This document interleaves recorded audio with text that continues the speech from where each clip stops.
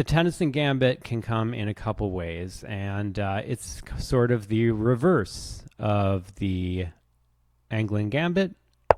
White doesn't take the pawn and go into the Scandinavian defense. White comes out here, and after the pawn is captured, the knight comes here, and now we are in the Tennison Gambit. Modern play, it's been played 12 times, and surprisingly, only 2/3 of the game have been won by Black. The Tennison Gambit is bad. It's bad because you don't take a free pawn. So why would somebody play this, you might ask?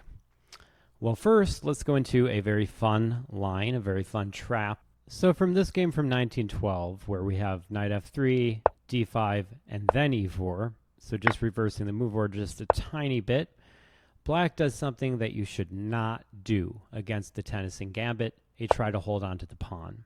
This pawn is going to be lost at some point.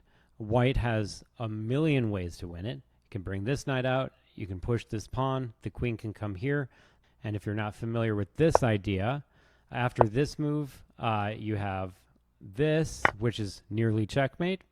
So after this knight comes out, the knight comes out and says, I'm going to win this pawn no matter what. And now Black has kind of gone all in on keeping this pawn, and now the queen comes there. So everything that White could do to hold on or to go after the pawn, he does. And now he plays this. And if you'd like to pause the video right now and find the winning move, go ahead and do so. Okay, so for all of you brilliant tacticians that found this move, the safe move, which was checkmate. The pawn cannot take as the queen pins it. So a cool little trick there in the Tennison Gambit. There is one game in the database between Zoran Jovanovic and Danilo Milanovic. Pardon me if I got the names wrong. And Milanovic, who's playing with the black pieces, actually had a rating of 2480 at the time, 20 points shy of being eligible for a Grand Master status or title. So in this game between Jovanovic and Milanovic, we see, of course, this move sequence, and of course White takes with the pawn. No, he doesn't. He goes there, and we have the starting position of the Tennison Gambit. And we see the move knight f6 played. So White responds the same way. Their predecessors a century earlier got into this exact same position. So now we have transposed to the very same position that we saw in 1912. And White plays this move. But Black here plays e6 to prevent the trick, which is very sound. And then White comes out here with the queen going at the pawn again. Very similar position, except there is no checkmate here. All right, so at this point in the game, we get to a really nice idea by Milanovic. The queen centralizes itself, is attacking the bishop, as well as defending the pawn. And White plays a fantastic move, going after the queen and also threatening this fork, which would put the king in check, and it would win the rook. So the queen has to continue defending the pawn. And if the queen goes to, say, this square, it's trapped. This move traps the queen. These players are rated 2,300, not 1,300. So after this move is made, and this move is made, Black plays a great move and avoids all of that mess. So it's not the top engine recommended move, but a good move. And now everything is somewhat protected, but it's a very strange position. And so the knight comes back, which is I think is a bad move, but I'm not a grandmaster, so who am I to say? And now f3 is played, which is fine. And now the knight can come back, but it doesn't. And this is a very strange looking decision to me because you have a little ways to go to get out of harm's way in castle. And after white comes down here looking to win a free pawn, d3 is played to block that idea. h6 is played to boot the knight. The knight can come safely back and is well protected. So black decides that he's going to develop instead. And now there is a pawn to be taken, and one might ask, can it be taken? And the answer is no, because after this, and this, and this, the queen is trapped and would have to take the rook, and the game would go on. So he does not go for the poisoned pawn. He castles immediately, and white castles. Bishop e7 is played, a very boring developing move, but not a bad move at all. And now this is an extremely obvious move to go after the queen and the pawn, a little skewer action, but white doesn't find that. The rook defends the pawn, and now this move is played. So just took him a little while to find it. Now going after a completely different pawn, although it's protected.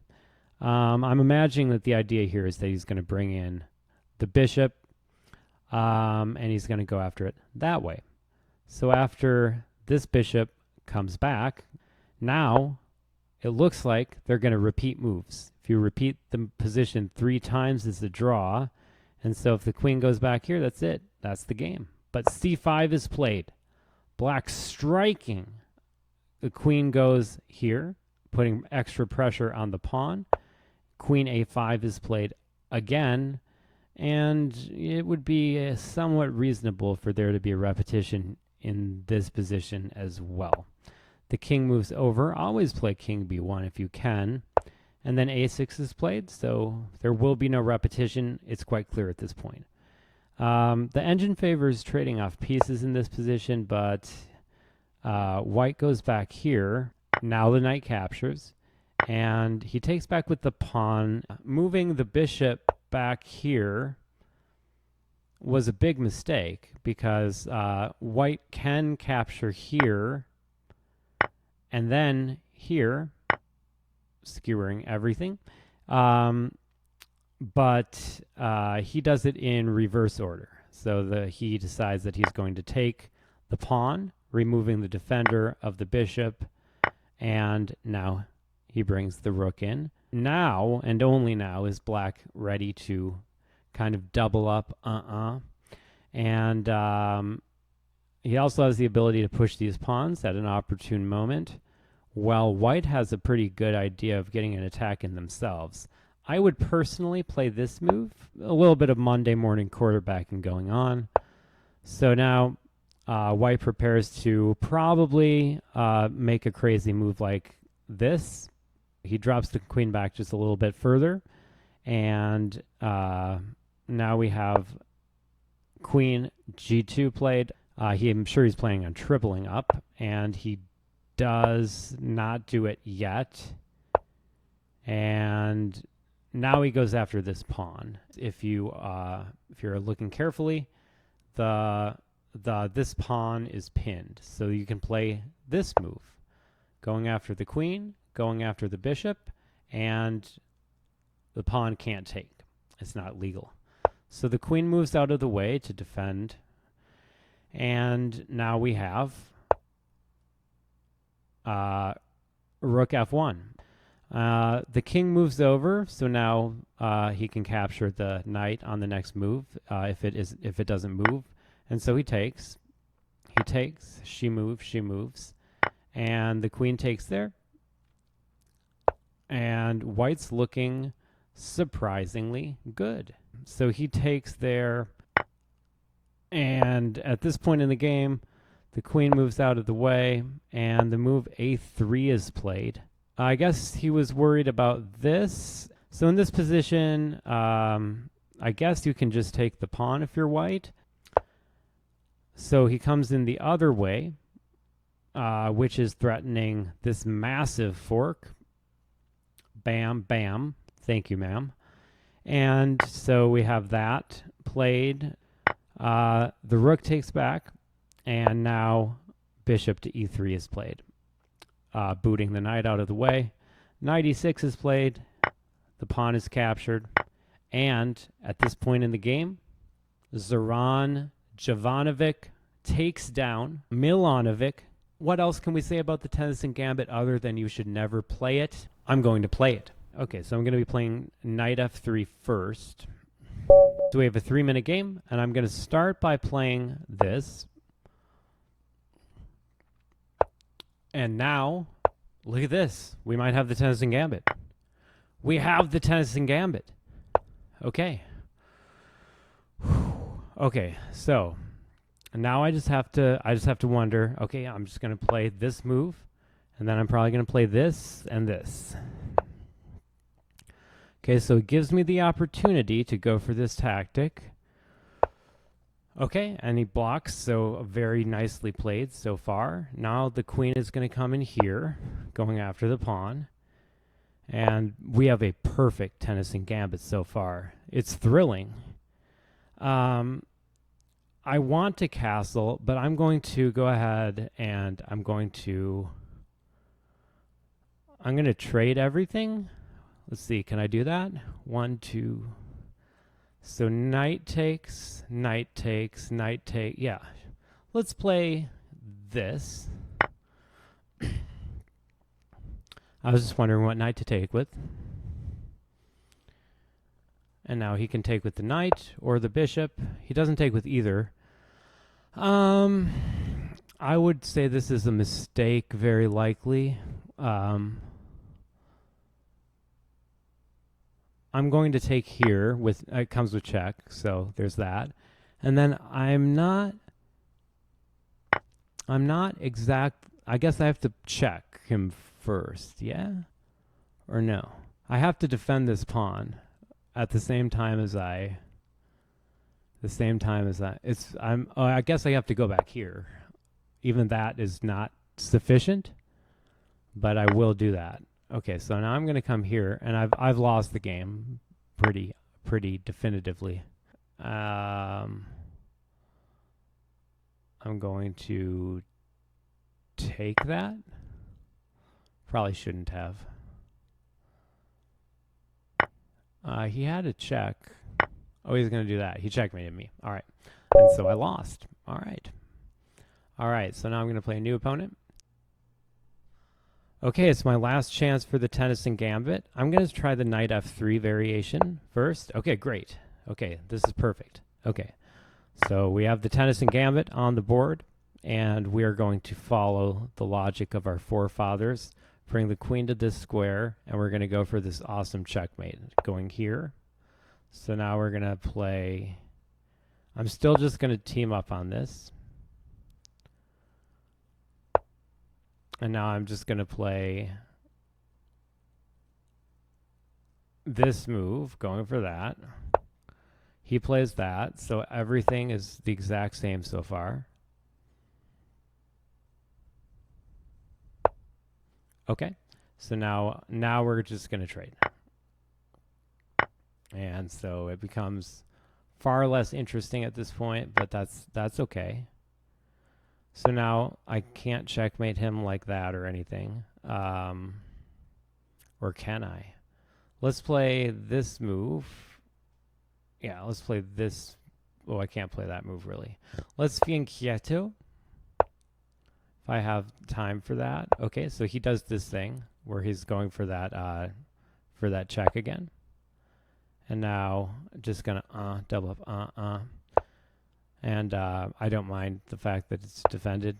We just want to get rid of that guy. Just want to get rid of that guy. Okay? And he wants to trade everything off, and we're playing the Tennison Gambit. So we agree. We agree to trade everything off. And I'm going to stop that. Well, I'm going to castle. Let's castle. Maybe it wasn't a great idea, but it was an idea. It's more important in chess that you have an idea than a great idea. Okay, and now I'm gonna avoid having any kind of trouble here. Now I'm going to try to push this pawn and then play there. That's my idea. I don't have any like really awesome tricks planned, but I have like really solid just kind of moves. I got moves in different area codes even. So, okay, now I'm going after that. So he takes, that's sensible. And now I can play, I'm going to undermine his pawn. There we go. Okay. And now I'm going to defend that pawn. Okay. Now I can go there and there. Okay, so I can immediately go there. Okay. And now I can play here. Okay. And then let's play this move. Okay, so I'm going to take there. And now I'm going to play this move to just try to do that. And if he takes, then okay. I can just boot him out, so that's not a big deal. Okay, so I'm down on time, which I'm surprised by. Okay, so I'll take my free piece. No, I'll take here first, because... Oh, I was threatening checkmate. Oh, no. Okay. Check. And now I'm going to bring this in and try to stop his pawns. Okay. I don't think he can promote. I think this is a draw, probably, yeah?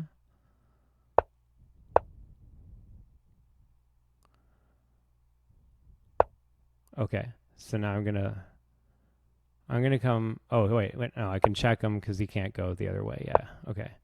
So now I'm going to come here. And now I'm going to go, and now I'm going to take there. Okay, good. Okay. Okay. And he resigned. We have a resignation. Look at that. Good game. All right, we have a stunning victory, an absolutely stunning victory by Serious Chess with the Tennison Gambit. The computer's crunching the numbers right now. It says that I played 91% accuracy. I did blunder once, 33 cent upon loss. And my opponent playing 84% with just one blunder, 5 mistakes here. I missed this tactic during the game, but there's this. And I just moved my king up, and the engine evaluation says that I have a huge advantage here, even though I didn't play all the best moves. All right, so that's the Tennison Gambit. I don't recommend it at home, but